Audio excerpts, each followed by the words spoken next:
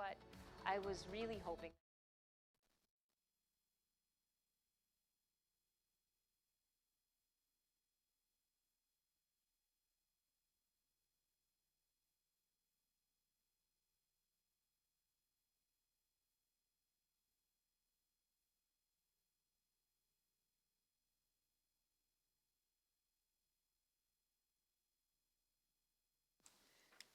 Mr. Dixon? Present.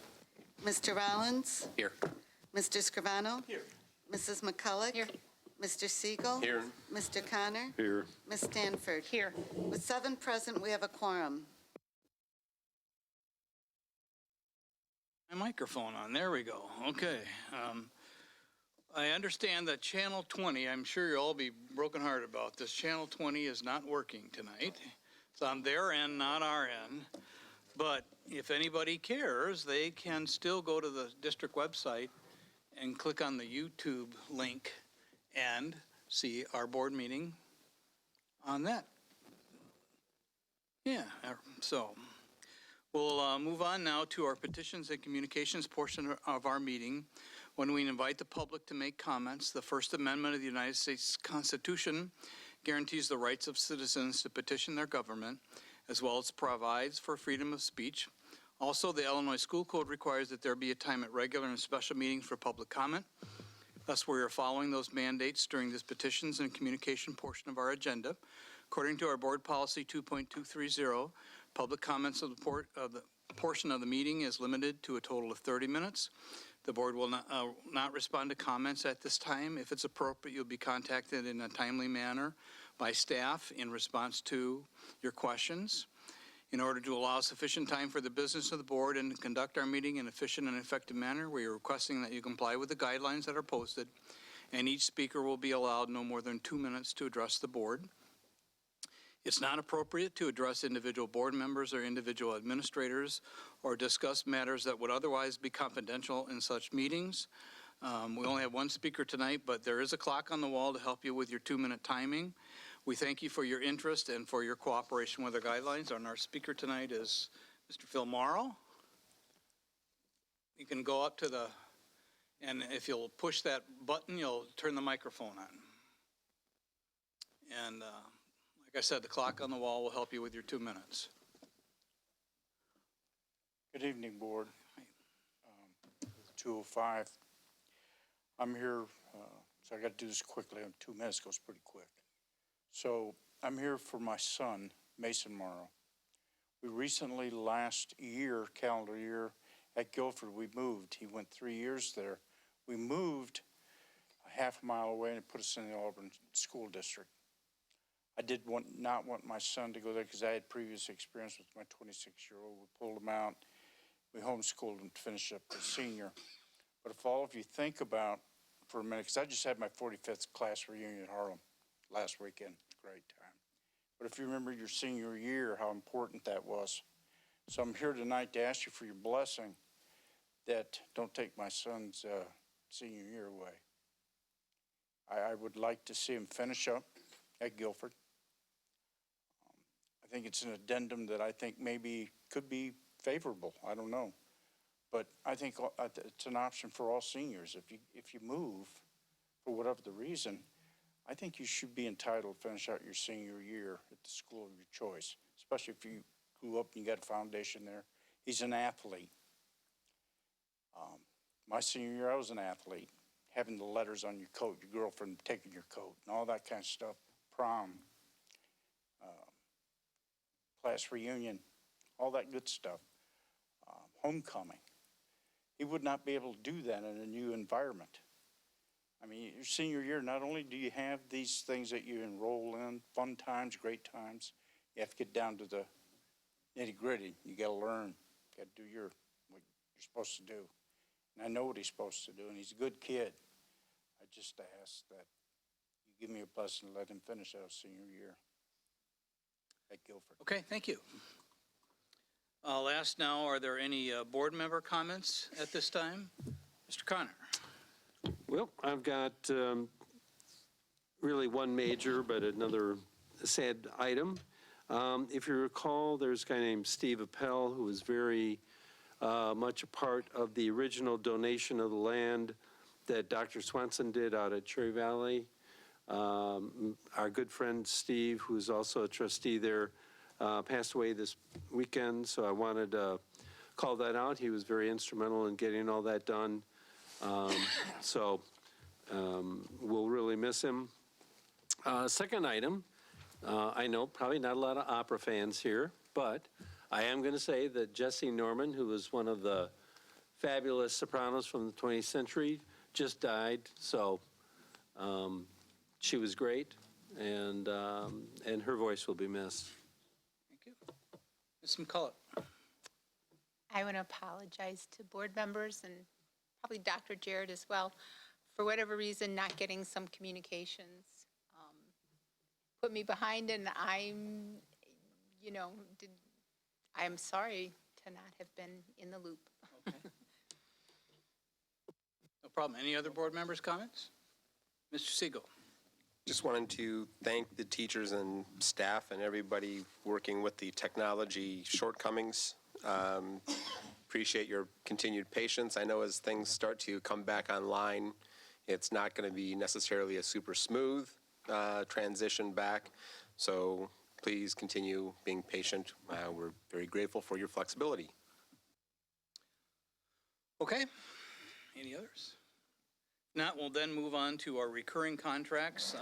6A is a Consortium for Educational Change Pathways for Collaborative School Leadership Teams. Dr. Jarrett has explained, and do you want to comment on that? No, I'm just available. I Okay. turned my light on. All righty, okay. And then the other consent item is the IASB annual membership. Is there a motion and a second to approve these consent items? So moved. Mr. Connor, second by Mr. Dixon. Are there any consent items that board members wish to have pulled for separate consideration? Ms. McCullough? I'd kind of like to have a conversation about the IASB. Okay. 7A? Okay. The coordinator then called the roll on the approval of the consent item not pulled, which was 6A, the CEC Collaborative School Leadership Team Training. Mr. Dixon? Yes. Mr. Rollins? Yes. Mr. Scrivano? Yes. Mrs. McCullough? Yes. Mr. Siegel? Yes. Mr. Connor? Yes. Ms. Stanford? Yes. The motion passes unanimously. Thank you. I'll now take a motion and a second to approve item 7A, which is the IASB membership. So moved. Moved by Mr. Connor, Second. second by Mr. Siegel. Questions or discussion? I pulled it because we chose for a year to, was it just 1 year that we dropped out? At that point in time, for those of you who weren't aware, we were being charged based on the size of the district and felt like we were shouldering more of a burden and that we weren't getting basically a lot back. Our ROI wasn't so great. So I know that Dr. Jarrett and Ken sat down with the IASB and came up with some alternatives in terms of payment and getting, and if you would review what we got and what we used and why it's worth our money to continue. Okay. I will get us started, and then I will have Mrs. Holdley probably close out. But the number one thing we negotiated was a different pricing structure for the state. Our bills would escalate by the size of our budget every year, and what the state association did here was created a tiered system where our bills are, for the foreseeable future at least, capped at $30,000. So that's about an $8,000 a year savings based on where we were projected to be. Number two, they added some value to large districts that are in our tier. There's one tier higher than us that Elgin and if CPS has chosen to be in this year are in. Everybody else fits into our tier, which is capped at 30. And one was the cap of the dollars. Two was they included the value of the press policy, which used to be an additional charge of I believe it was $850 they would charge us. And Mrs. Holdley can speak to what it would cost for us to forego the press service. What it does is there's a staff of 3 full-time attorneys with the Illinois School Board Association, and part of what they are tasked with doing is creating a template for all new state policy as it becomes, or state law as it becomes board policy, and that's called press. And I asked Ms. Holdley to calculate what she would estimate it would cost for us to do it in-house based on how many bills that occurred this year. So I think we got some value there.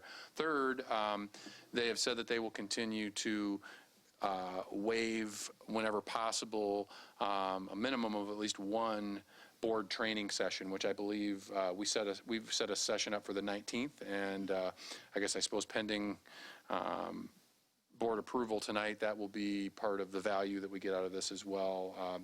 That's going to be complementary for a district of our size. So it still is challenging in the sense that there's a pretty wide range from what smaller districts pay to larger districts, but I think they at least committed to making pretty significant progress and adding some of these extra values that smaller districts do have to pay a la carte for.